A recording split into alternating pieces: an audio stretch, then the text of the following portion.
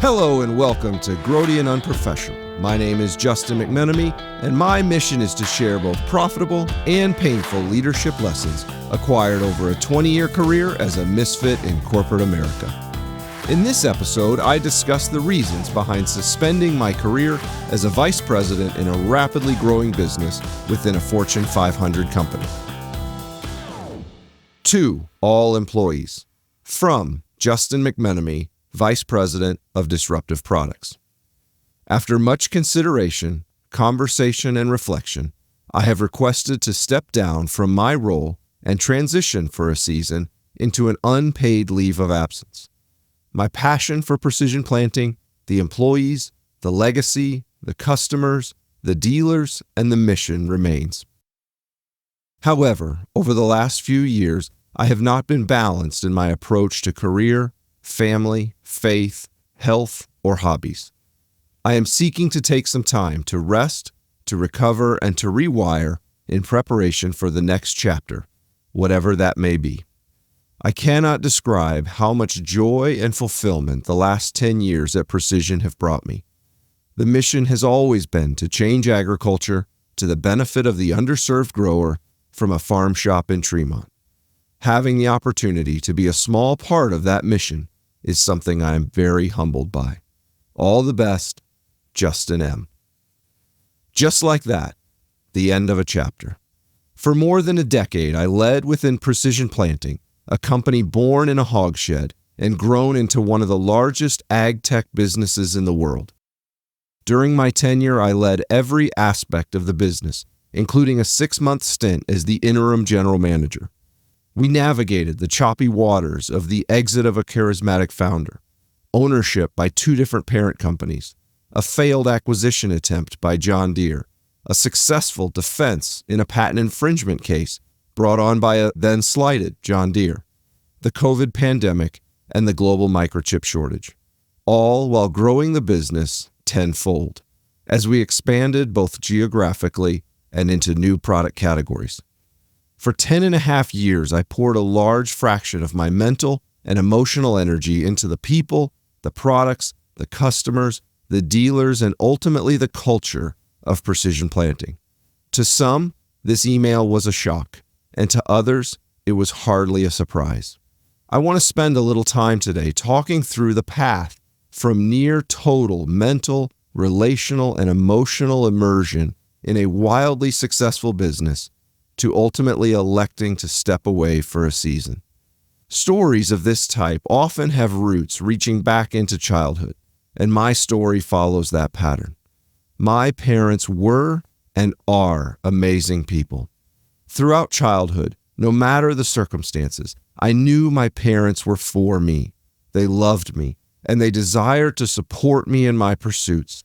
I cannot express enough gratitude for their care and sacrifice for my 2 sisters and for me. When I was in middle school, that care and sacrifice pressed my dad into working 2 jobs in order to provide for the family. By day, he was an independent contractor, and by night, a full-time employee. This sacrifice meant that he missed many family activities, including school and sporting events. I never doubted his desire to be there, but the circumstances as they were limited his attendance. Watching my father torn between providing for his family and being with his family has heavily influenced the trajectory of my life and my career. As early as 10th grade, I remember discussing with the school guidance counselor a desire to pursue a career which only required 1 job. In light of my grades, she recommended engineering, because in her words, they make good money and rarely lose their job. I had only a vague understanding of what engineers did on a day-to-day basis, but her description was all that I needed. Coming out of high school, I enrolled in the state engineering school in pursuit of the succinct career goal of having 1 job so I could spend time with my family. After graduating college, I joined a large multinational Dow 30 company and happily began my 1-job career, designing and testing diesel engines. 5 years into my career, I began working for a highly influential high-energy leader in the business. He was going places in the organization. He knew it, and others knew it. The season of apprenticeship which followed was very influential in my career in many ways. He was the first person to tell me I possessed the raw ingredients to grow into strategic and organizational leadership. He invited me into the game. He mentored me in the art of organizational politics and jockeying for position. Both required prerequisites for any successful tenure as a leader in a large multinational organization. A lesson that I use to this day that I learned from him is never go into a meeting without knowing where everyone stands on the issue. One thing that stuck out about him, above and beyond his intelligence, wit, and intensity, was his commitment to the company. To the point, the first time I interacted with him, he bragged that he had never missed a day of work for the birth of any of his children. And he had not taken a honeymoon after he got married, as it conflicted with his first opportunity to present to the executive office. This intense commitment was also on display in his daily schedule. In my 3 years working with him, I beat him into the office on 2 occasions, both instances where I was presenting to him at 5:30 in the morning. I cannot think of an instance where he left before the rest of the organization had already gone home. He was regularly in the office between 12 and 14 hours a day. After working together for a couple years, an opportunity to join the leadership fast track became available, and my mentor wanted me to put my name in the hat. I demurred for a couple weeks, so he elected to bring the issue to a head. He set up a meeting to discuss the issue directly.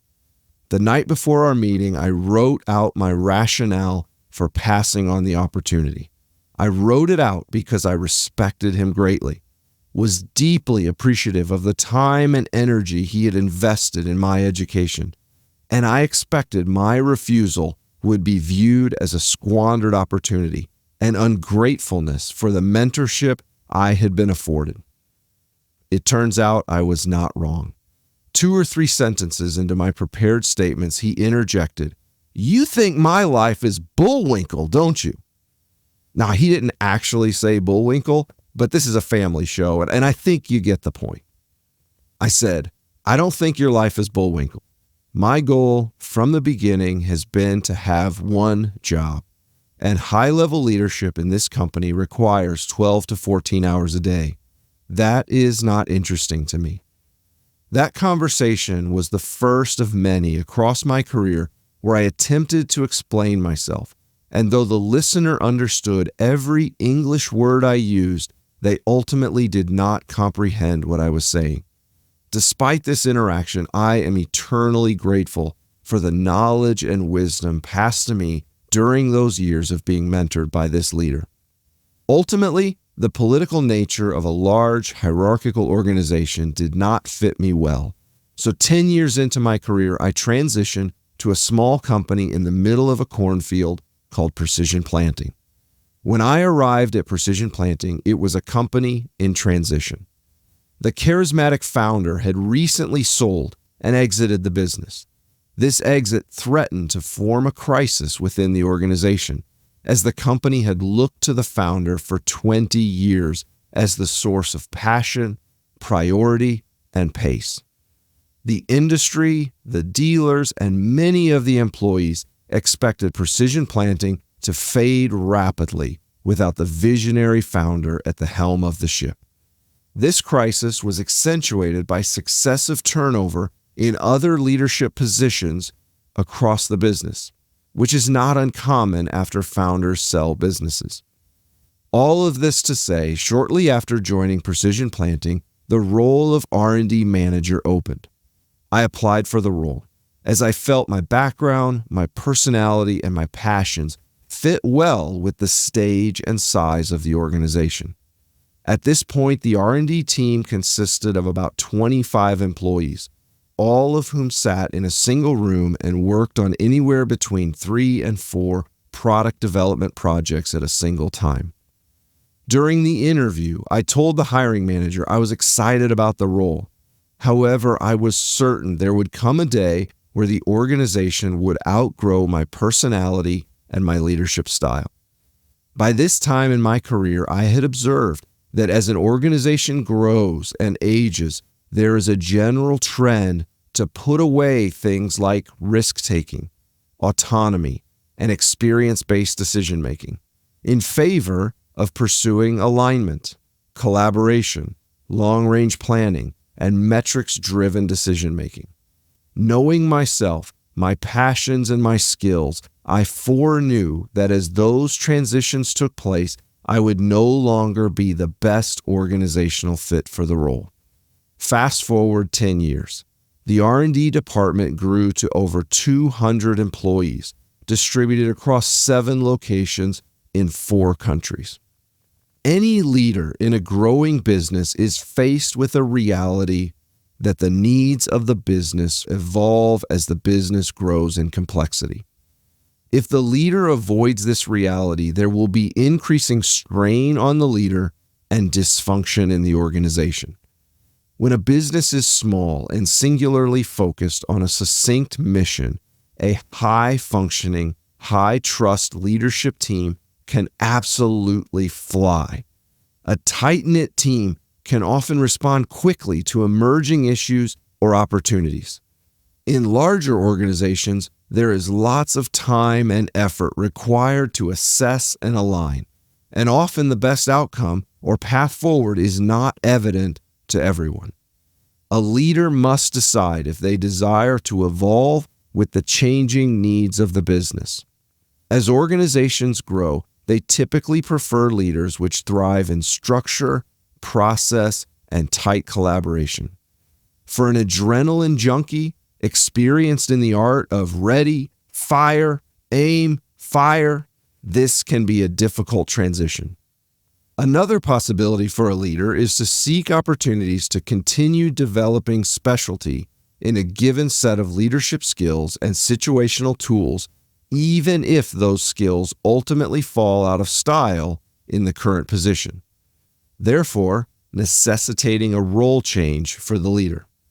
The question to wrestle with: are you more attached to your title or a specific style of work? One or the other will need to change over time inside of a rapidly growing organization.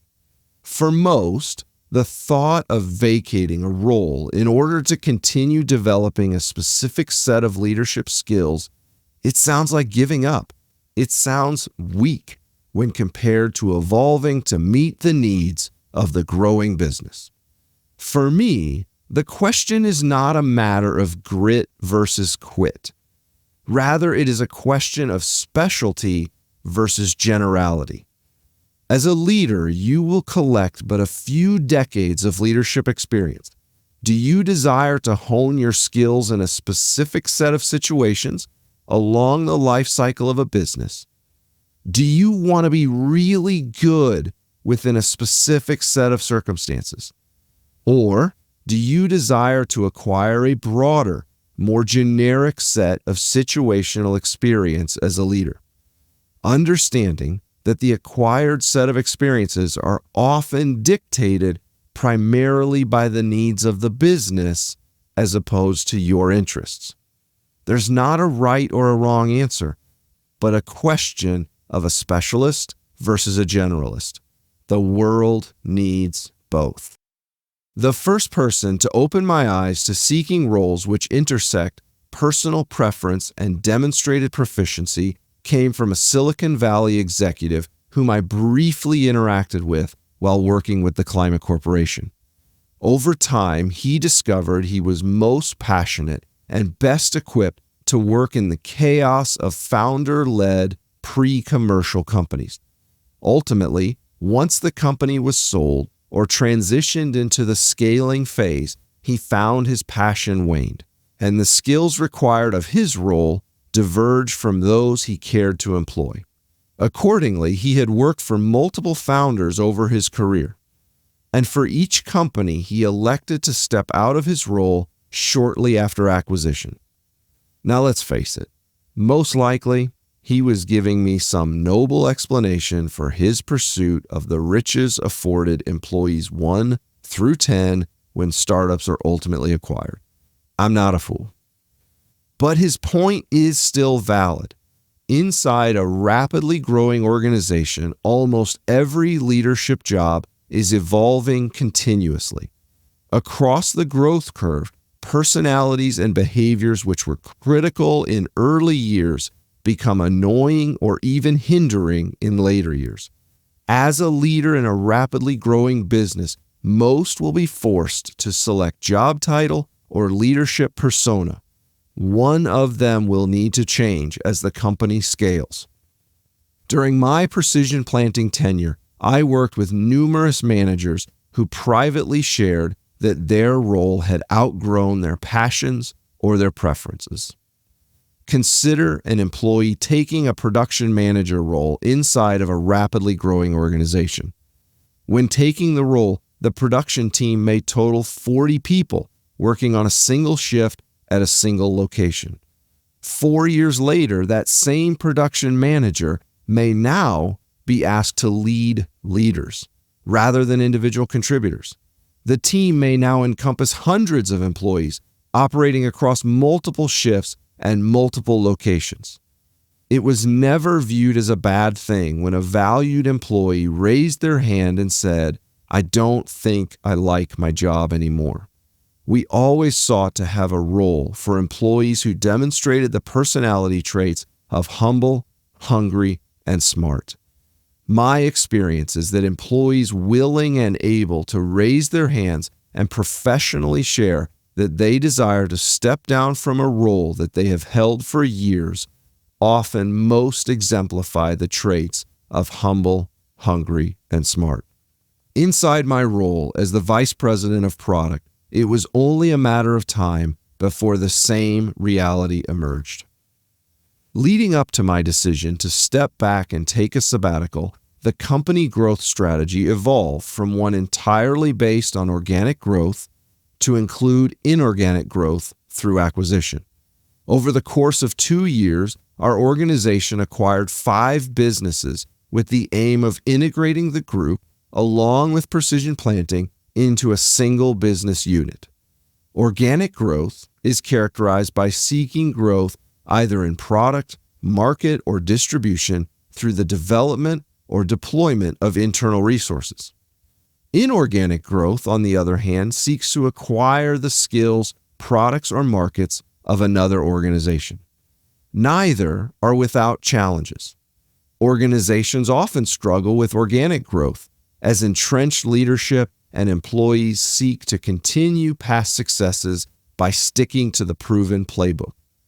Inorganic growth can fall prey to oversimplification of the ability and willingness of newly acquired employees to switch cultures, processes, and brands from a company they chose to a company their executives chose for them. Needless to say, there are different challenges and different skills which must be deployed in pursuit of organic and inorganic growth. The role of the Vice President of Engineering had previously been tasked with inspiring an ever-growing single entity into new product categories and markets. In the pursuit of inorganic growth, the role centered more on the pursuit of diplomatic solutions among historically competitive groups with disparate cultures, goals, motivations, backgrounds, and definitions of success. In a short period of time, there was a significant increase in complexity which needed to be solved in order to advance the Army. None of this is beyond the wit of man. There are multitudes of leaders skilled in these situations. There are plenty of approaches on how to accomplish this goal. It was, however, beyond my passion and beyond my preference, which was to continue to develop my leadership skills in the rambunctious building and exploring phases of business. An analogy I shared as part of the conversation to step down centered on the European theater in World War II. The Allied forces were successful in large part because of the work of Dwight Eisenhower. As the supreme commander of the Allied forces, Eisenhower was tasked with diplomatically seeking a path forward for the Allied war effort, despite the menagerie of egos and objectives of men like Churchill, Montgomery, Patton, Bradley, de Gaulle, President Roosevelt, and the U.S. Congress. Eisenhower was able to balance the politics and personalities of numerous powerful men in a manner that the organization moved towards the objective. General George S. Patton Jr., on the other hand, was principled to a fault. If Eisenhower was able to see a wide range of solutions to a set of given circumstances, Patton saw one: advance. Patton wanted three things: a mission that mattered, enough men and material to complete the mission, and leadership to stay out of his way. It is wise to conclude that Allied success in the European theater was due in large part to having Eisenhower in the chateau and Patton on the field. Eisenhower to negotiate in the halls of Congress, persuading politicians to send their young men to a continent never seen for a mission they may never directly feel the impact of, but also to have Patton to lead those boys across a field at risk of losing their life for a cause they may never experience. Often, successful organizations have some leaders which demonstrate the diplomatic elements of Eisenhower, while others are more singularly focused like Patton. The key is to ensure they are placed properly within the organization and, of course, ensure they don't kill each other. As precision planting moved to include inorganic growth elements in the strategy, there emerged a need for the Vice President of Engineering to sit above the fray, seeking communal objectives among disparate personalities, priorities, and backgrounds. This evolution is quite natural for an organization as it grows. I, however, found myself pining for the adrenaline-filled days of rallying the troops to take the hill with the next product or initiative. I found myself drained by the process of consolidating and negotiating six into one. I was a Patton in a role that needed an Eisenhower. This was the moment dozens of other leaders had come to over the previous decade. Do I change myself to be the leader that the organization needs, or do I seek opportunities to deploy the skills, tactics, experiences, and passions developed over the last season? Do I change my title, or do I change myself? Thus far, I have only discussed the professional side of the decision. It would be an incomplete explanation if I did not include the personal reasons for stepping aside. For me, as I approached the midpoint of my career, and most likely my life, the totality of my career and personal pursuits became a time and energy allocation problem. As a much younger person entering the workforce, time and energy were in ample supply. However, 20 years later, these resources are in extremely short supply. Professionally, as you take on greater responsibility, a greater fraction of your waking hours and mental capacity are required of you. The few remaining hours were not enough to cover family and community passions and commitments. It got to the point where at the end of each time increment, I felt farther behind in all aspects of my life. Looking over the first half of my career and my life, I have few regrets, personally or professionally. However, as I projected my allocation of time, energy, and effort into the future, I foresaw accrued regret over the coming decade. As a result, I began looking for the right time to seek a reset, to seek a reboot. There isn't any single thing that I can point to and say, this is the one event, the one relationship, the one meeting that tripped the trigger.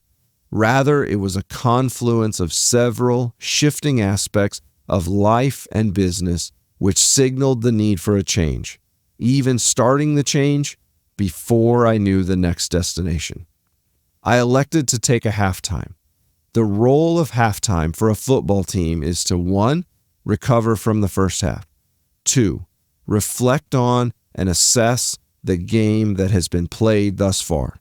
And 3. Consider changes in strategy which should be employed in the second half.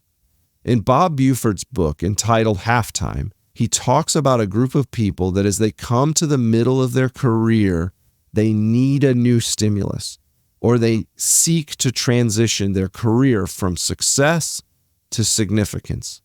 For me, this isn't how I would describe my motivation. Working in the dynamic environment of precision planting within the ag tech market provided ample stimulus, and my time in the business and with the team of people I was privileged to work with provided significance. For me, it was an extrapolation of my health, which would only get worse if I didn't make a change. My family relationships, which would only get more distant if I didn't make a change. The needs of the business, needing an Eisenhower more than a Patton, and my marginal energy and time only decreasing. I don't know what the next chapter will bring, but I do know I could not be more thankful for the people that have poured into me and cared for me in my life and my career. Not everything that counts can be counted, and not everything that can be counted counts. William Bruce Cameron. If you have also wrestled with a reset or are currently wrestling with the pros and cons of a reset, I would love to hear from you at justin@grody.io. If you think the idea of stepping out of a role because it no longer fits your needs is bullwinkle, you can reach me in my backyard. I'll be playing catch with my son. Thanks for your time. Let's do this again soon.